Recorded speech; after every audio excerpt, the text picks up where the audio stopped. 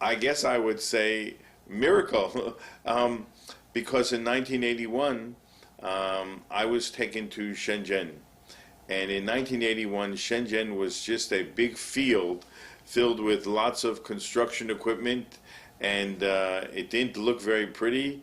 And they walked me into a building and showed me a plastic model of the future Shenzhen. And I looked at it, and it looked just like Hong Kong. And they said, yes, we are going to build a second Hong Kong here. And I looked at them, and I looked outside, and I said, that's not going to happen. That's impossible. And yet, not only have they now built a second Shenzhen, second Hong Kong, but most important, they've even surpassed it. And Shenzhen now, of course, has now become one of the major growth hubs in China. It's now an important area for high tech, for education, and that seemed like an impossibility.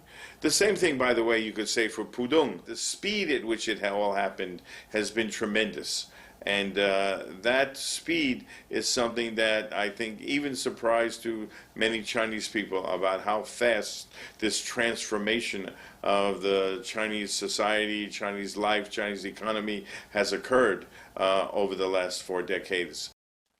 I had the good fortune of serving as the executive vice chancellor for Duke Kunshan University in Kunshan, a joint venture university. 60% Chinese students, 40% international students. And one of the best parts of that experience over 5 years was watching the interaction of young people, 18 to 22 years old, learn from one another. Not only in the classroom, but also outside the classroom. And they built deeper understanding, deeper tolerance. The question was never if China would develop, it was only when. And I think that what we've seen now is China has developed on a very rapid path. It's a little bit hard for the West, because I think the West has been for the last 200 years, in a very dominant position. But China is a big country. It's the world's #1 trading nation.